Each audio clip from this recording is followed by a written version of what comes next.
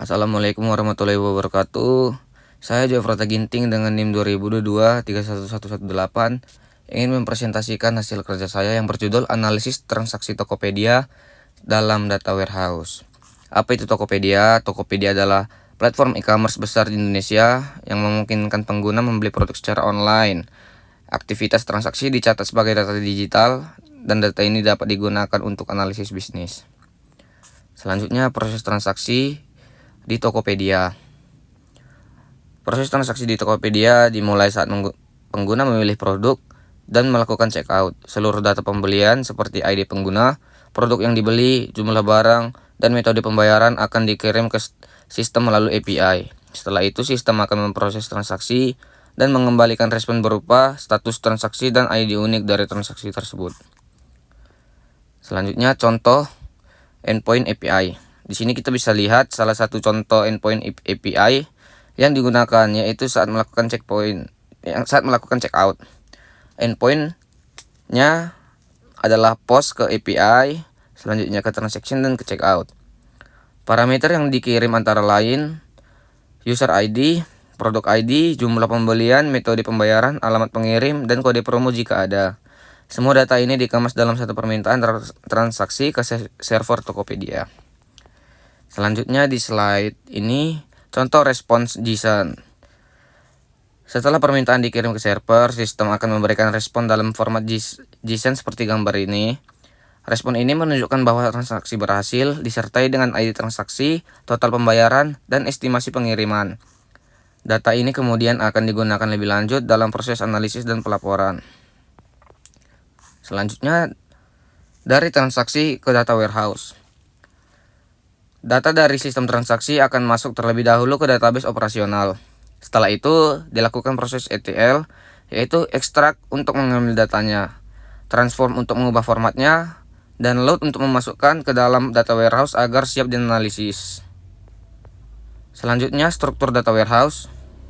Struktur data warehouse untuk transaksi Tokopedia bisa dibagi menjadi dua bagian besar, yaitu fakta dan dimensi.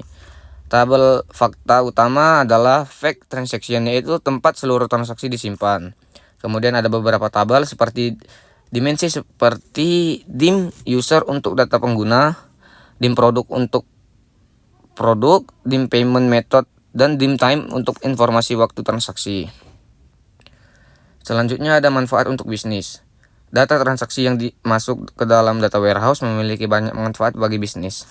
Di antaranya mengetahui produk yang paling laku, menganalisis pola belanja pengguna, menyusun laporan keuangan otomatis, dan menyusun strategi promosi yang lebih tepat sasaran berdasarkan data historis.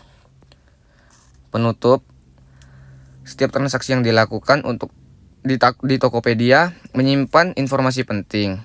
Dengan memanfaatkan teknologi data warehouse, informasi tersebut biasa diolah menjadi data yang sangat berguna bagi perusahaan dalam mengambil keputusan.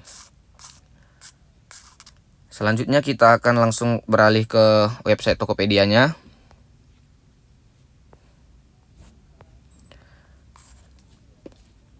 Nah, pertama pengguna mencari produk yang ingin dibeli melalui kolom pencarian yang terdapat di atas ini. Setelah itu kita pilih saja barangnya, contohnya masker medis.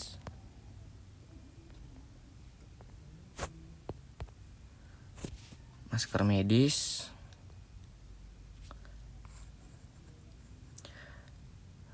Nah, setelah itu pengguna memilih produk dan melihat detail seperti harga, deskripsi, dan ulasan.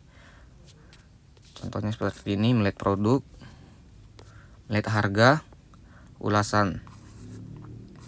Jika cocok, pengguna bisa langsung membeli atau memasukkan ke keranjang. Bisa langsung membeli atau memasukkan ke keranjang. Setelah itu pengguna melakukan proses checkout. Nah, di halaman checkoutnya nanti sistem akan meminta data-data penting seperti alamat pengirim, jumlah barang, dan metode pembayaran. Semua data ini dikirim ke sistem melalui API untuk proses sebagai transaksi. Nah, Jadi itulah proses transaksi yang terjadi di website Tokopedia. Saat pengguna menekan tombol bayar, sistem akan mengirim data transaksi ke server. Data itu akan diproses, dicatat, dan nantinya dimasukkan ke dalam sistem data warehouse untuk dianalisis. Sekian presentasi dari saya. Jika ada kesalahan kata, mohon dimaafkan. Terima kasih.